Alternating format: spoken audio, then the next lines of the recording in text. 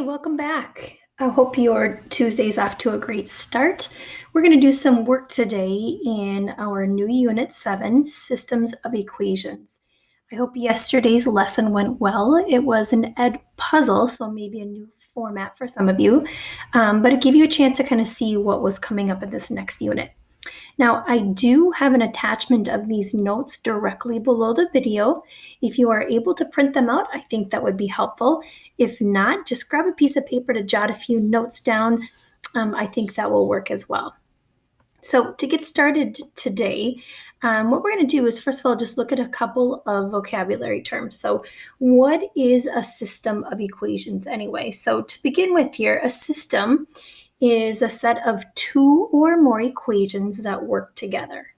So I'm just going to say two or more equations working together. Okay, and when they work together, the reason why there's two or more, we usually have two variables. Now there can be more variables, but the most common ones might be x and y. Okay, so our solution, the one that we find our solution, this intersecting point, will always look like this. We have a parenthesis separated with a comma and parenthesis, and when we have our system solution, it is in the format of a coordinate point, x, comma, y. So for example, if we are looking at doing some graphing here, so I am looking at the graph on the left. It says find the solution to the system of equations below. So what I need to do is I need to take a peek, and I have two lines. They have an intersecting point right here. That intersection point is at 3, -2. So it has one solution, 3, -2. So there's exactly one solution point for that graph. For graph 2, I notice over here there is another intersecting point, okay, 4, -4. So I'm going to move to the right, -4. So again, exactly one solution. So here what we want to know is those were pretty easy for us just to spot since they're already graphed for us. But what we're going to do is we're going to take a peek and we're going to determine what if we have to check for a solution. So to check for a solution, it says, is 8, 3 a solution to this system? So here we actually have to investigate to figure out, does it work?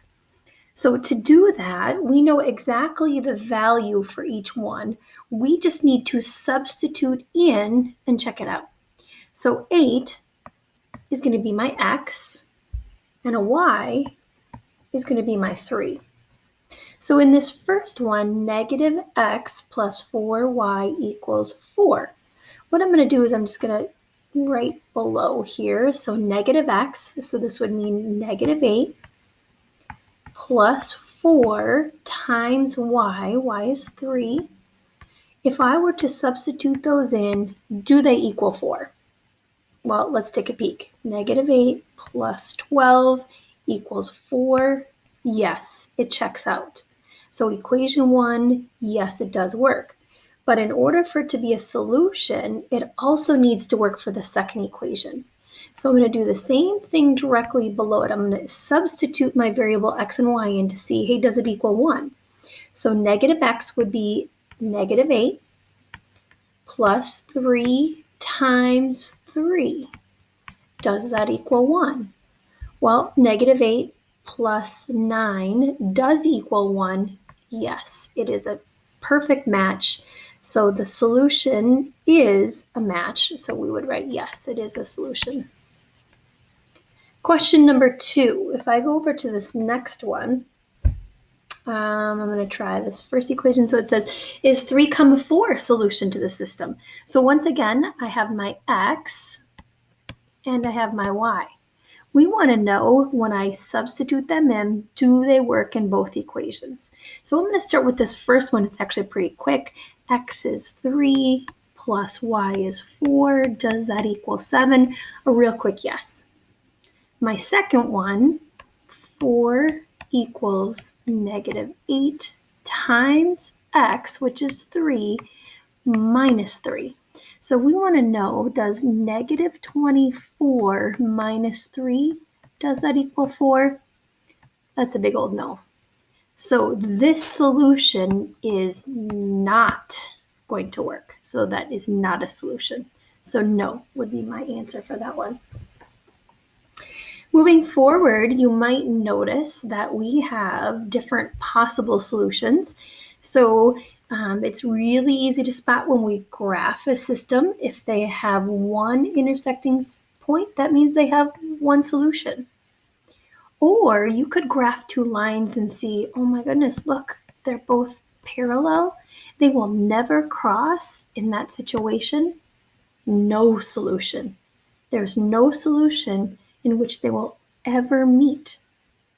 And then we also have this where it says infinite many solutions.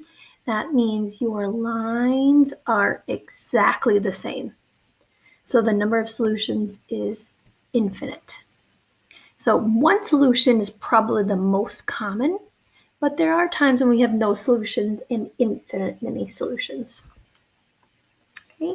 If you want to flip to the back side of your note sheet, we're just going to do a couple of graphs here, and then I'll let you get to work. So there's different methods for solving a system. There's graphing, then we use something called substitution, and we also use something called elimination. We'll do all three. This week, we're just going to focus on graphing. So for graphing a system, what we want to do in order to graph is we want to graph lines thinking about the y-intercept and the slope. So when we graph them, we're looking for a point of intersection, or maybe no intersections, or maybe infinite connections. So it says graphing is the best method of solving when, I would say when we have y equals mx plus b. If you have a graph and you have two equations that are in slope-intercept form, that is the most effective way to solve a system.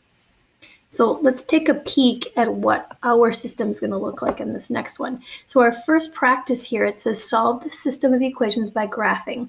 Now notice there is a fancy little bracket. That just says that these two equations are working together to solve one system. So what we want to do, since they're both y equals, that makes it a bit easier.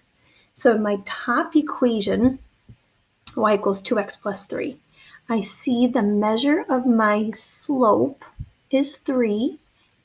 Oops, no, that's not correct. Let me get rid of that. The measure of my slope is 2. So let me erase that. Let's try that again. There we go. So 2 is my slope. That's my m. My y-intercept is 3. There's my b. So using my blue color, I'm going to graph that line and connect the dots. So my y-intercept is right up here at plus 3, and now I need to apply my slope, which is 2 over 1. So I'm going to go up 2 over 1, and I'm already off my graph. So to make a better line, I'm just going to apply my slope. I'm just going to go backwards. I'm going to go down 2, left 1, down 2, left 1, down 2, left 1, down 2, left 1. And then I'm going to go ahead and I'm going to go connect them as best as I can. My second equation, I'm going to use purple. So my slope, my m, is a half, and my y-intercept is at -3. So this line crosses way down here at -3, and now I've got to apply my slope of 1/2, up 1 over 2, up 1 over 2, up 1 over 2. You can see that I'm really getting nowhere for my point of intersection using graphing to the right. So once again, I'm going to rewind or go backwards. I'm going to go down 1, left 2, down 1, left 2, and I see that I now have a point of intersection. So the point of intersection for both of these happens to be right here, which is at left 4, down 5. So -4, -5 is the solution in which both of these graphs meet. So that is our one solution to this graph. Works out pretty cool. Again, when they're both in y equals mx plus b form, it makes it really easy to graph. Now, Let's go to this last one. So this last graph says solve the system of equations by graphing. So once again, notice that y equals on both of them helps me set it up pretty nicely to do my graphing using slope and y-intercept. So the first thing that I'm going to do here is I'm going to, again, choose blue. So my top graph, I've got a slope m of 2.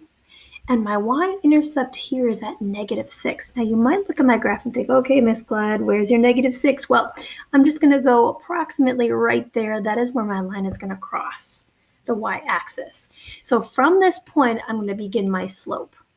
Up 2 over 1, up 2 over 1, up 2 over 1, up 2 over 1. And I'm going to do my best to connect those. Okay, so that is a picture of y equals 2x minus 6. My second one looks like this. Y equals 6 minus x. So be careful. My y-intercept b is 6, and my slope, my m, is -1. Remember, negative x just means it's a -1. So starting at 6, again, I'm off the chart. I'm going to say 6 is approximately right there. Now, I'm going to apply my slope at -1. Means I go down 1, left 1, down 1, left 1, down 1, left 1. And you can see, oh, there's my point of intersection. If you go ahead and connect as best as you can, you have a system that is now crossing right here.